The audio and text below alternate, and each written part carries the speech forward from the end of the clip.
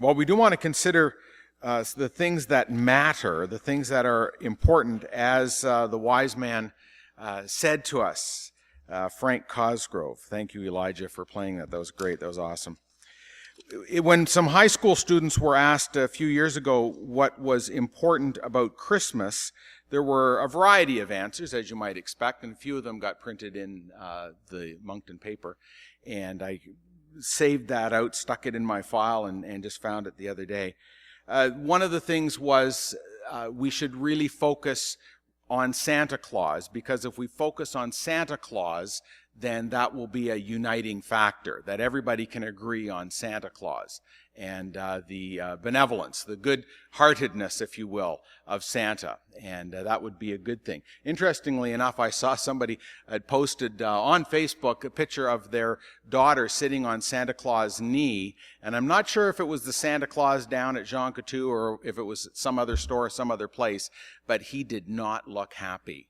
And I thought, that is wrong. That is just wrong. They shouldn't have paid him for what he was doing. I mean, a mean and nasty Santa just doesn't work. You have to be cheerful. You have to be good-natured about it. But anyway, that was one idea. Another idea, was that it's just about giving the gifts. If we only focus on giving the gifts, because there is such delight in seeing someone's face light up when they receive that perfect gift. And actually, there is a delight in that. That does make us feel good when we've found just the right thing. Rather than, just before closing time on the 24th and we run into a dollar store and pick up something because we've left it too late. Those gifts, sometimes they're not really the greatest thing. But sometimes you hit on just the right gift for just the right person, and it's exactly, the right fit. And they're excited about it, and then you feel really good about that too, finding the right thing. And that is important. But there are a lot of other things that I think we could come up with that are more important. One of the letters that a student from Riverview High actually sent in was, wouldn't it be great if we could focus our Christmas on eliminating things like bullying in our schools? And I thought, that's a good idea. That's something that really would be valuable to us, something that I think we could all get on board with, and something that would be of benefit to everyone. The wise men, or magi, those who are studying the stars, I'm thinking that they must have been independently wealthy or something. I'm not sure what they were doing on the side, but they obviously had some money.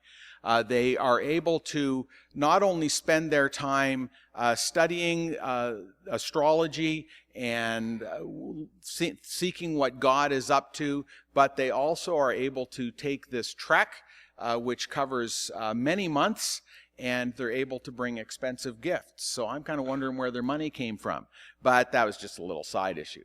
The point of their lives is that they're expecting that God is going to be up to something, and when they find something that's a clue, something in the heavens, and we really don't know what it was. We're not exactly sure how it appeared or how it guided them, and there's a lot of speculation over the years, but folks, it was 2,000 years ago and we weren't there. So we're not really sure exactly what it was that they saw or how it led them, because it apparently led them to a specific house, a specific place where they were able to find Jesus. And a star that's 1 billion miles away, or light years away, I'm not sure how it would do that. So God was up to something here. And they were actually able to clue into that. And to be able to focus on the things that God was doing, so that when the star appears, when this symbol appears, they recognize it, they know that there has been born a special child, and they understand from their study of the scriptures that this is the King of the Jews that has been born. And they go to find him. And so these are the questions that they begin asking around Jerusalem. And it says that all of Jerusalem was troubled by this. Because, first of all, they had all missed it. Second of all, if it's really true, then this breaks a time of silence when they haven't really heard from God, and when God is stepping into their world. And so there's a bit of angst about what is going on, and certainly in King Herod's mind, because he loves to be in control. And a newborn king is threatening his security, and he certainly doesn't like that. and he would like to do away with Jesus. And of course, the wise men are warned in a dream by the Lord not to return to Herod, not to do, as the wise man said, the right thing, but actually to do the smart thing and to avoid going back to see Herod. And so Herod figures out that this has happened. They've given him the slip. They've left the country, and now he has to try to figure out how to determine where this baby was. And of course, the teachers of the law understood that it would be Bethlehem. And according to what time the wise men had said the star had appeared, he figured out that the baby would have to be somewhere under 2 years old. And of course, in his power-hungry state and whatever was going on in his head, he decides that all of the baby boys under 2 years old in Bethlehem need to be murdered. And this is a terrible tragedy that takes place at that time. And he was entirely focused on the wrong things. Now, he certainly knew about Jesus. In some ways, you could consider him one of the first believers, because he believed that this baby really was born to be king. But he had it all wrong. He had it all twisted around, all screwed up. And the wise men come and bow down and worship Jesus and present him with gifts.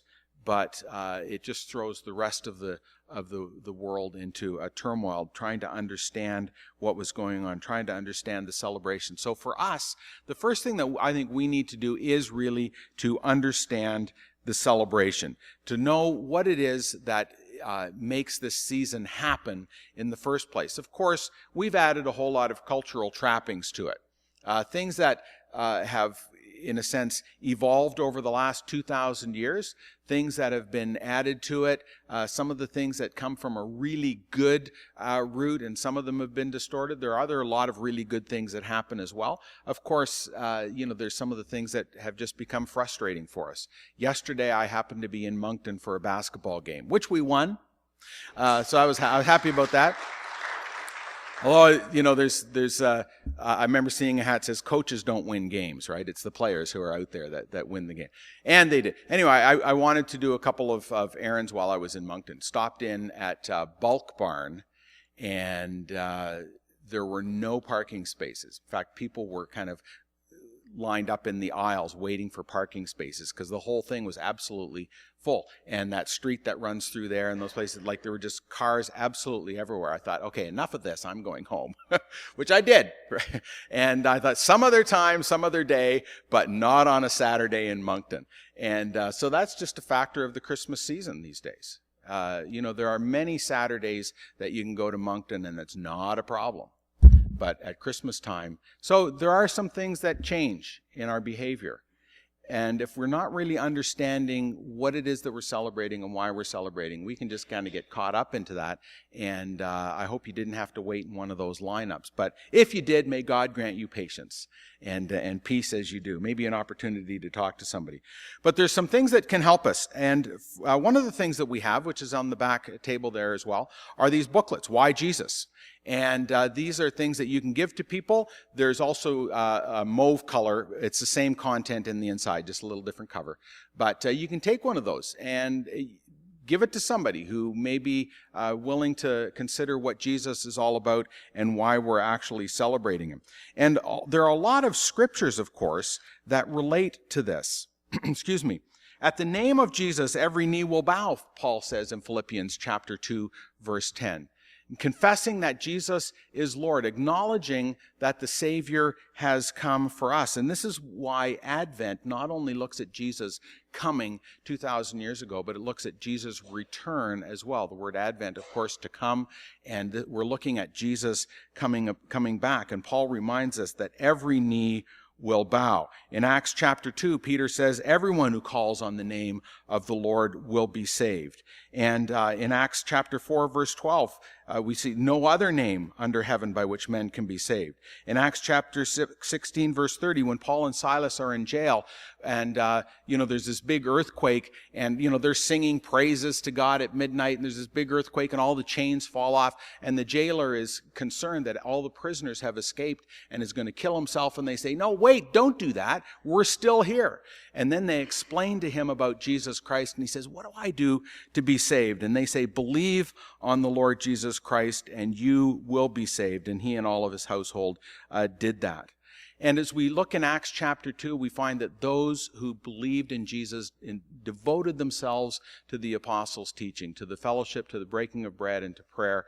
And they grew not only in their own understanding of Christ, but they grew in numbers, and God multiplied and added to them. And in fact, you could consider that to be an ongoing Christmas season, where it says everybody shared everything that they had so that nobody had any needs. Everyone's needs were being met, and they had so many things in common. Of course, that didn't last forever. There was a point where the persecutions began, and they needed to get out of Jerusalem, and things kind of changed. But they had begun a practice, a habit, if you will, of hospitality, of looking after one another. And then Jesus says in John chapter 15, verse 14, you are my friends if you do what I command. He says, I call you friends. And that's the message that we need to be proclaiming. Unfortunately, we don't always have an opportunity, or that message gets a little bit confused. Even in the beautiful Christmas carols that we all know, where it's a friendly message, if you will, about Jesus, it doesn't always get understood. But you and I, we need to understand the celebration and make sure that the things that we're doing are focused on the Lord. There's someone that I haven't read a lot of, but a friend of mine was just very much into Abraham Joshua Heschel, 20th century rabbi, lived in the States, probably one of the foremost Jewish theologians of the 20th century. But this is something that he said, and I first read this about 35 years ago, and it's just stuck with me, and I think it's just so important for us. It says, people of our time are losing the power of celebration. Instead of celebrating, we seek to be amused or entertained. Celebration is an active state, an act of expressing reverence or appreciation. To be entertained is a passive state. It is to receive pleasure afforded by an amusing act or a spectacle. Celebration is a confrontation, giving attention to the transcendent meaning of one's actions. Talked about this a little bit yesterday at the elders meeting. Because what happens, it happens all the time, during the year in some ways, but certainly at Christmas, sometimes we can get into a habit of just partying because it's a good excuse to party. Or going out somewhere for a party on a Friday night just because it happens to be the end of the week and it's an opportunity to do that. And the way we party is sometimes reflected in what night of the week it happens to be and whether you have to get up and go to work the next morning. But what Heschel is reminding us is that we need to be people, when we're in tune with God's heart, we need to be people who actually celebrate things that are going on in our lives and in our world. There are a lot of feasts that the Israelites celebrated. The Jews, God gave Moses a whole list of different kinds of celebration and different feasts. Why? To remind them of the things that were going on in their lives. And so, today, quite appropriately, we sang Happy Birthday to Winifred. It's a celebration. It's focusing on something for which we are thankful, something that we can have reason to rejoice in. When exams are done, and especially when you get your marks back, you Mount A students, and high school students too, when your semester's done and so on, you rejoice in the marks that you get, right? You're thankful. Some people are just thankful they passed. And that would be me sometimes. But also if you get an A, that's cause for celebration. When you get your driver's license, when someone gets married, when someone gets baptized, when someone commits to following the Lord, when someone comes home for a visit, when there are things that happen that are significant in our lives, those are reasons for us to celebrate. And I really don't like the idea of just partying for the sake of partying, but I really like the idea of celebrating something. Let's make a big deal about the things that are happening in our lives and things that we can get excited about that are happening in someone else's life. And so Christmas isn't just an opportunity to have a party, but it's actually an opportunity to celebrate Jesus, to celebrate that benevolence that we tap into, and to figure out how that can happen on an ongoing basis. It's so easy to get into that, all of these things that we need to do at Christmas. But what if we kind of spread it out a little bit? What if we found other things to celebrate? In February, at the end of January, the 1st of February, when there's no snow, it seems anyway, the town of Sackville has Winterfest, and they have a snowman competition. And I've yet to see enough snow to make a snowman in our yard. First, it's right that January thaw time when it just seems like the ground goes bare for a week, and that's when we have Winterfest. But that's why, because it's in the middle of winter and everybody is going a little bit stir crazy and looking for something else, a little diversion. But we're going to enter into that as a church. We're going to party, but we're going to have a reason to do it, because we want to celebrate the things that the women do for us in our community and in our church and in the surrounding area. So men, many of you already have received an invitation to participate in this, but if you didn't check your email, didn't get it yet, we're going to put on a dinner for the ladies in Winterfest, and to be able to celebrate the women among us. And you can be a part of that. And if you want to do that, you can talk to me later. That's all the information that you're going to get right now. But that's Saturday, February the 1st. Mark it on your calendars. Apart from understanding the celebration, we need to understand what's necessary. And here again, different things happen in our lives, different stages. And I know there's certain things that you can and cannot do depending on family members and how old your kids are or who's coming to visit, and you have to kind of work around some of those things, and every stage of life varies a little bit. But we get sucked into this idea that everything has to happen a certain way. We've always done it this way before. We joke about that phrase, the opposite of that in the church. We've never done it that way before, as a reason to keep everything, the traditional, keep everything the way it was. And I do like traditions, but sometimes when it comes to our celebration of Christmas, we have so many traditions and so many expectations that we become stressed, that we become unlivable, with the people that are around us. The anxiety wells up in us because I have to do this certain thing and do it a certain way. Otherwise, everyone else will be disappointed and I'll be the one who's at fault. And I understand those pressures because they happen in every family to a certain extent. But we also need to understand that the necessities of celebrating are really the people that we're spending the time celebrating with. I've said this before, when you going to invite somebody home, say, I would invite people home to my place for lunch after church, but I'm not really sure what I would give. And, you have to do a lot of preparation and stuff like that. And we have to vacuum, and we have to make sure that the stuff is in the slow cooker or whatever it happens to be. And yeah, I understand that there are those kinds of expectations, and we want to be able to do that. And it's fun to be able to do that. But you know what? If you invited us over to your place for lunch today and you had absolutely no idea what you were going to serve us, and you made pancakes or scrambled up some eggs and toast, that would be absolutely wonderful with us. Why? Because it's spending time with you that matters, right?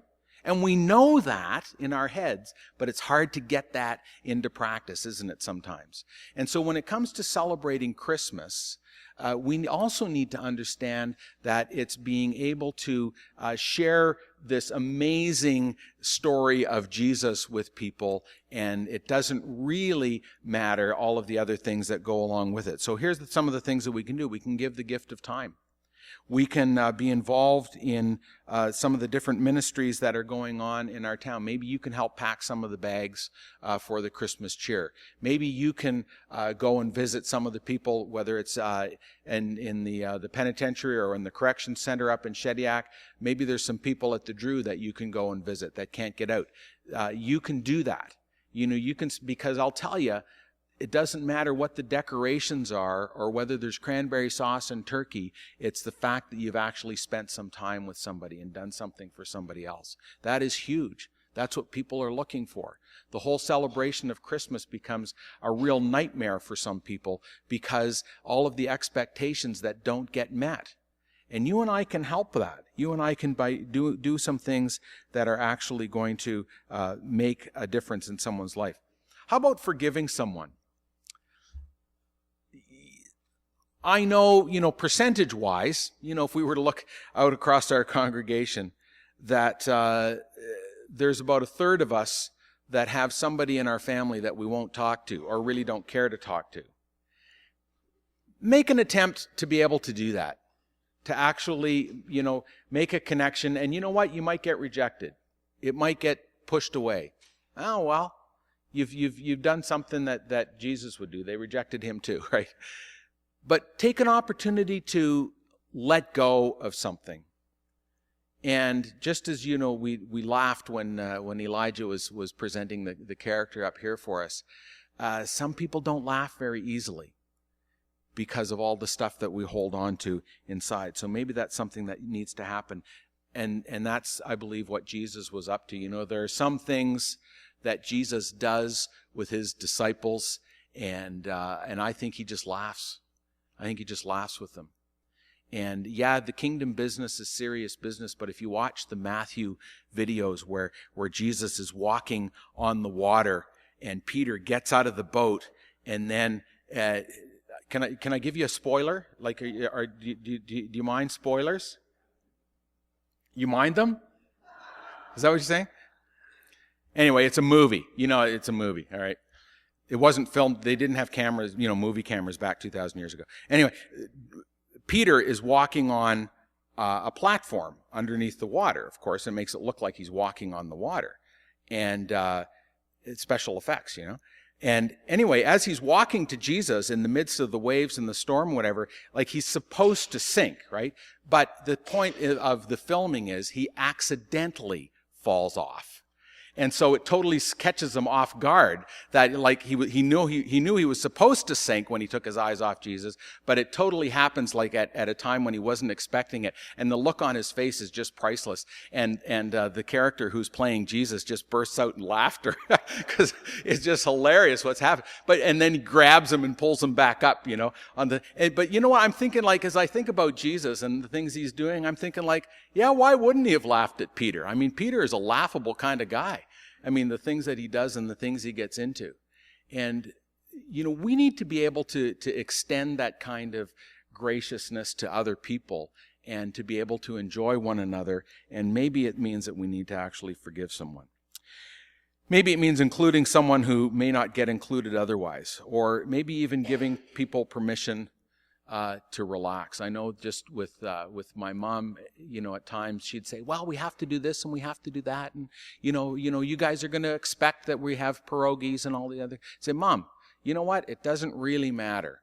If you have them, fine. If you don't, you know what? We'll be good with that. Really? She said, yes, Mom, it'll be fine. So long as you're here or so long as we're with you. And we need to give one another permission at Christmas to be able to do that and to enjoy the celebration. Third thing is to understand how to share the celebration with other people. We need to make meaningful memories with our children and with others who are around us. We need to read the Bible more. We need to pray more a little bit. Just carve that little bit of time away. Just jump down 2 slides, Andrew. Thank you.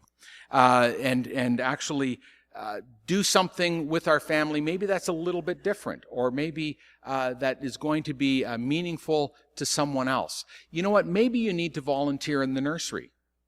I know that there are people who have signed up to help with the nursery here, and they do that faithfully. There's somebody up there right now.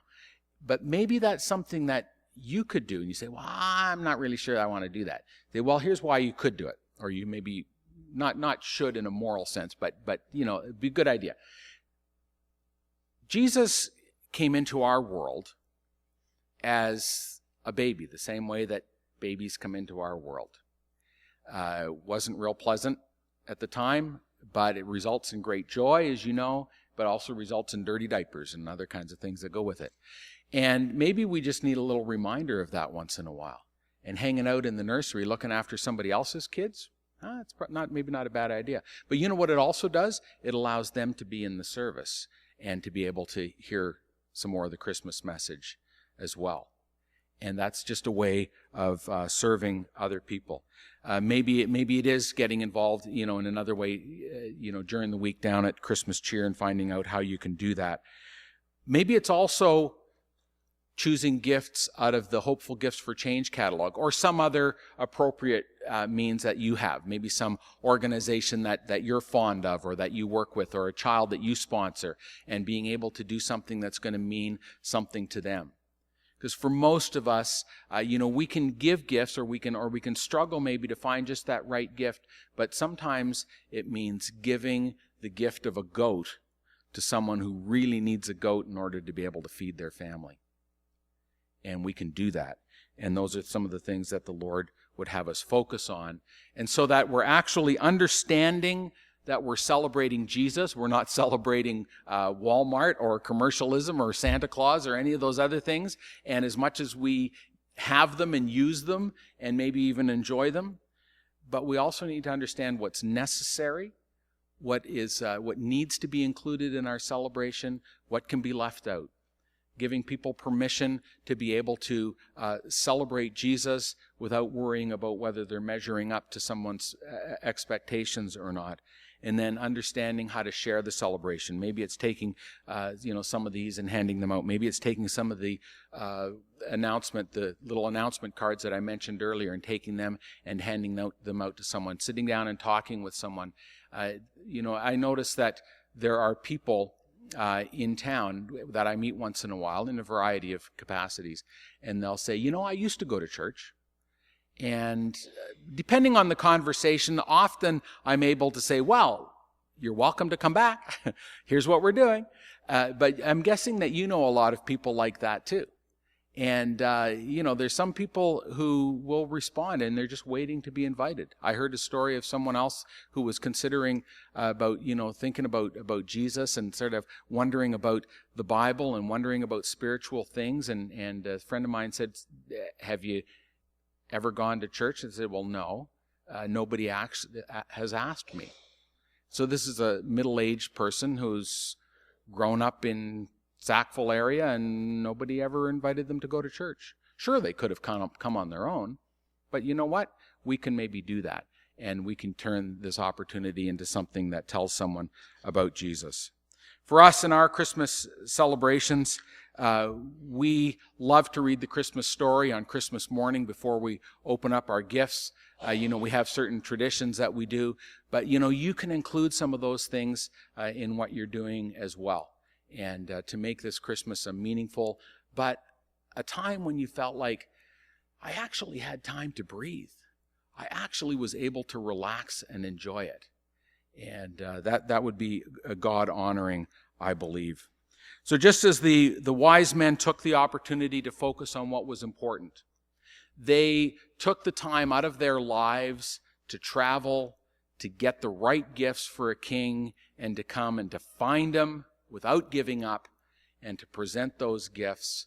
You and I need to be able to do that at Christmas time as well. So let's pause for a moment of prayer. In your bulletin, there's just some ideas of things that you can use, some discussions that you can have with other members of your family at different times. I encourage you to use those. But let's just take a moment to pray and ask the Lord to be the focus of our Christmas season.